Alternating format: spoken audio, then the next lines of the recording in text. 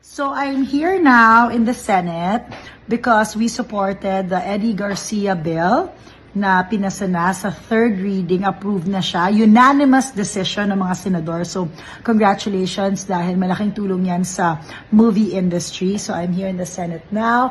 Pero dahil iba tayo, ibahin. Look at what I'm doing. Drip and lock sa Senado. Drip anywhere.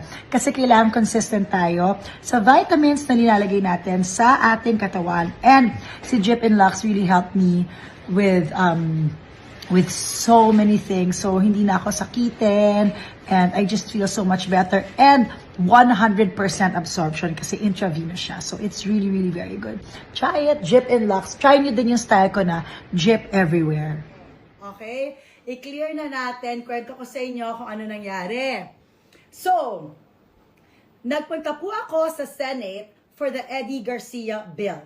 Hindi po ako nakikipunta doon lagi because I am a full-time mom and wife. Also, online seller po ako, okay? So I don't always go to the Senate. It's just that I was there to support the Eddie Garcia bill. At saka, alam nyo, sobra kasi ito talaga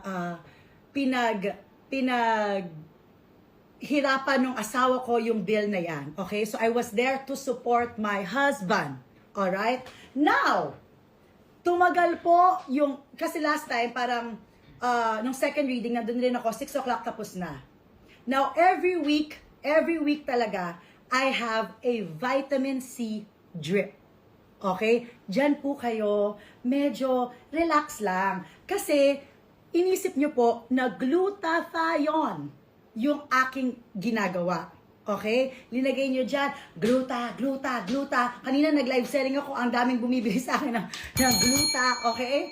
So, to let you know, para hindi kayo naniniwala sa fake news, vitamin C po yun. And matagal na namin yan ginagawa. Pandemic pa lang, ginagawa na po namin yan. Lahat kami dito, tuwing may nararamdaman, actually, never ko po intention na bastos or whatever. My intention was to show that no matter how busy we are, dapat prina-prioritize pa rin po natin yung paglalagay ng bitamina sa ating katawan. Okay? I had no intention whatsoever to disrespect the Senate or anything like that. Okay? It was never in my intention. Tapos, so, andali. Okay? And then, para sa akin, alam mo, honestly, in my head, I was in my husband's office. Okay? So, siguro, yun yung on my part, baka nakita ninyo na hindi maganda kasi sa utak ko talaga, I was in my husband's office. Ganun lang. 'Di ba? So, I felt na safe place yon because opisina po ng asawa ko. Yun ang aking iniisip. Okay? Pero, nag-post ako. Kasi nga, hindi ko naman inisipan po ng masama. Wala naman po akong bad intention kahit konti. So, ngayon, ako naman, pinost ko. Tapos, ang daming nag-react. So, to respect them, kasi nga parang, ay, oh my gosh, meron pala mga na-offend. Okay, sige, i-delete ko. So, I deleted that post, but I never ever said that I was taking gluta drip. It was vitamin C. Okay? Alright? Oh. Yes, go! Bakit sa Senate? Because yung oras po. Dapat yun talaga, may appointment ako sa bahay. And then, sige, mag-question and answer tayo. Naging press con yung live selling ko. Sige, mag-press con tayo. Okay. Kasi, thank you, sabi ni Edenbog, wag na po kayo mag-explain, hindi sila worth it, thank you. Ang toxic na mga tao dito, sabi na, wag tayo ganyan, maging happy tayo dahil maganda yung mga deals na ibibigay natin tonight, okay? So, as I was saying, dapat, yung trip ko sa bahay talaga.